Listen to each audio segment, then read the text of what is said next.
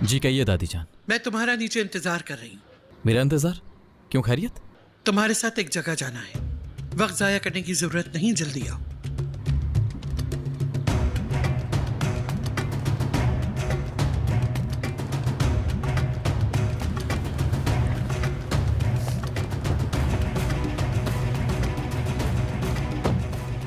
जी बताइए कहाँ जाना है हमें? मैंने तुमसे कहा था कि इस नोट के पीछे शादुल वाले हैं, लेकिन तुमने यकीन नहीं किया। मैंने तुमसे कहा था कि रेयान ने तुमसे आजाद की जिंदगी के लिए शादी की है, लेकिन तुम ना माने।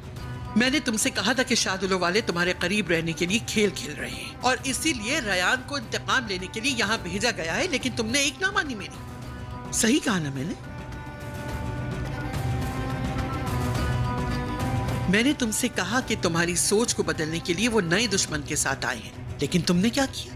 तुमने फिर मेरी बात नहीं मानी। ये सब कुछ मुझे क्यों बता रही हैं आप? इसीलिए बता रही हूँ कि मुझे बातों की सच्चाई का पता चल गया है और यही सब हकीकत तुम्हें दिखाने के लिए अपने साथ ले जा रही है। चलो महमूद।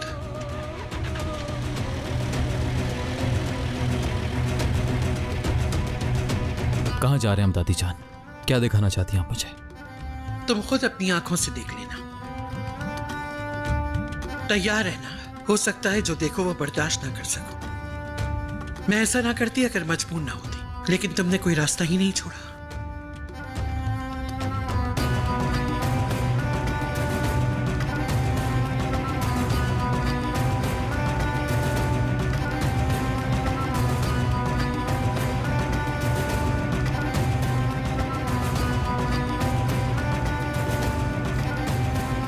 आजाद भाई!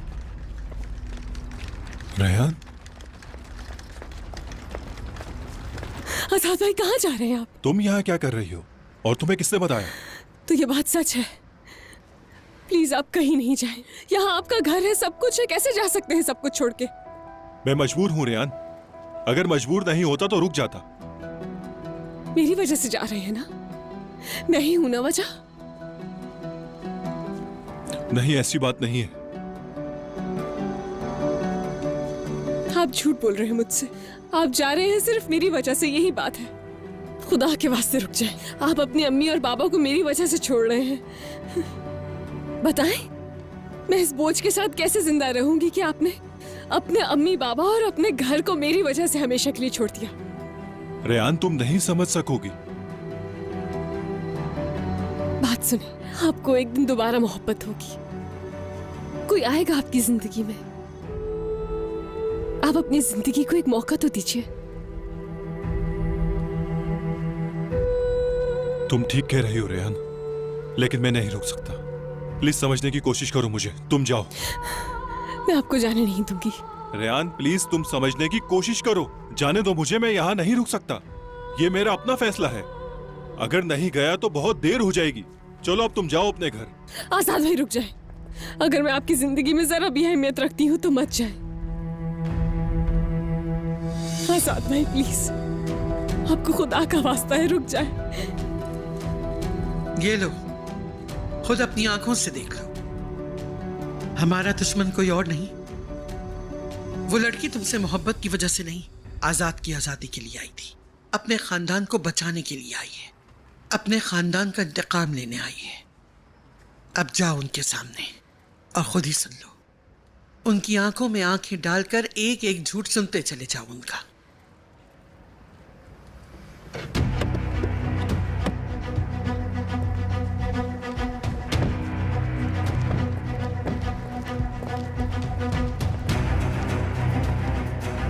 रेयान!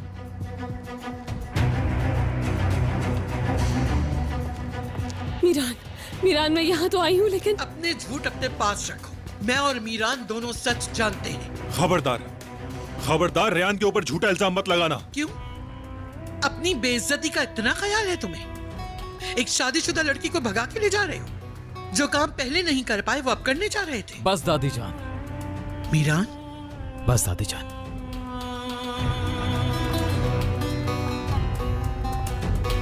इधर लाओ। क्या हो रहा है?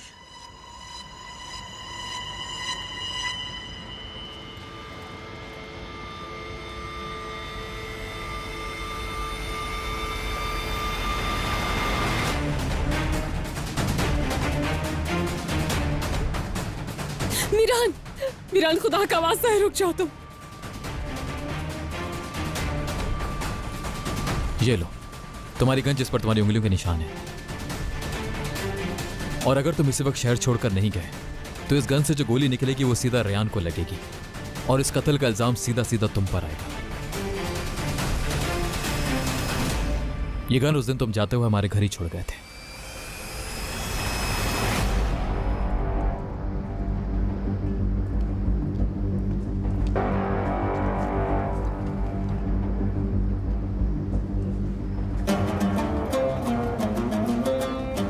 और वो रहा वो आदमी जिसे आपने शादुल खानदान का जासूस बनाकर हमारे आसपास रखा, यानी भागा हुआ वकील। रेयान तुम्हारे पास टिकट है, वो दिखाओ। कौन सी टिकट्स मीरान? तुम्हारे बैग में।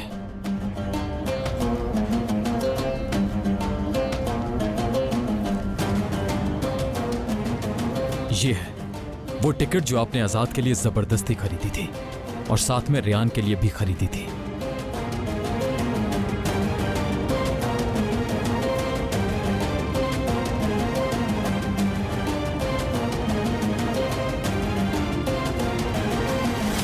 मीरान, बस दादीजान, बस सब खत्म हो गया। सब कुछ खत्म, सब कुछ खत्म। चाहे आप जो कुछ भी कर लें, रेयान को मुझसे जुदा नहीं कर पाएंगी। इस बात को समझ लें आप। जान चुका हूं मैं सब, क्योंकि मैं समझ चुका हूं कि आप क्या कर रही हैं। सब कुछ पता लग गया मुझे।